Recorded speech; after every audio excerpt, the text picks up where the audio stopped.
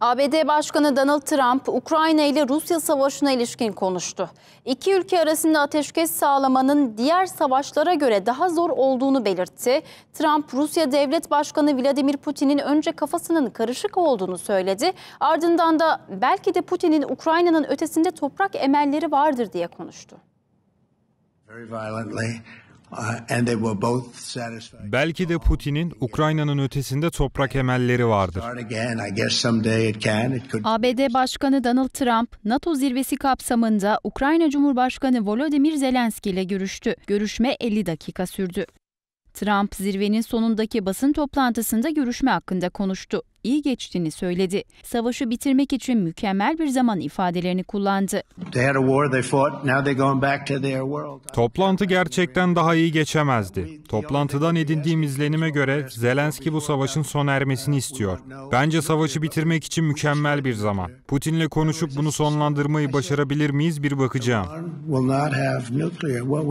Trump, Ukrayna'da ateşkes sağlamak için yapılan görüşmelerin diğer savaşlara göre daha zor olduğunu söyledi. Putin çok zor biri dedi.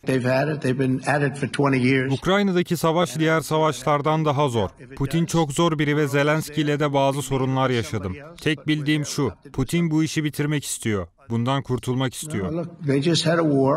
Trump yakında ateşkes görüşmeleri için Rus lideri arayacağını belirtti. Putin savaşı bitirmek zorunda diye konuştu. Ayrıca Trump, Putin'in farklı bölgesel hırsları olabileceğini kaydetti. Bence Putin yanlış yolda olan kafası karışık bir adam. Putin Ukrayna ile savaşı sonlandırmak istiyor. Belki de Putin'in Ukrayna'nın ötesinde toprak emelleri vardır. Trump, savunma için Ukrayna'ya para ve Patriot hava savunma füzeleri verme ihtimali olduğunu da ekledi.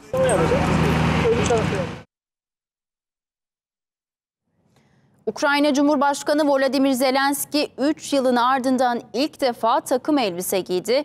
Zelenski, Ukrayna-Rusya savaşının başladığı tarihten bu yana takım elbise asla giymiyordu. Şu an ilk kez giydi.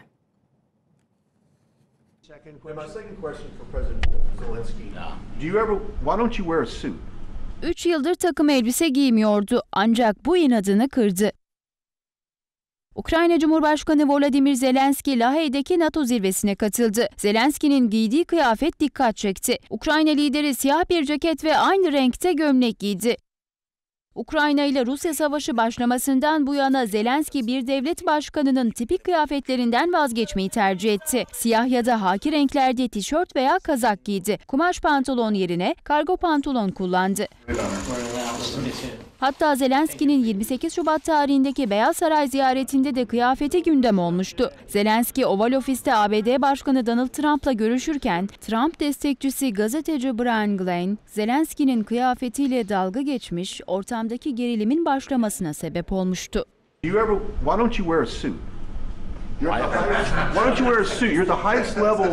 In this country's office, and you refuse to wear a suit. Just want to see if you do you own a suit? I will wear a costume after this war will finish. Okay. Yes, maybe one, maybe something like yours. Yes, maybe something better. I don't know. Zelenski o görüşmede Trump'la kavga etmiş, Beyaz Saray'dan kovulmuştu. Ardından takım elbisesiyle dalga geçilmesine tiye alan açıklamalar da yapmıştı. Вибачте, що не в костюмі.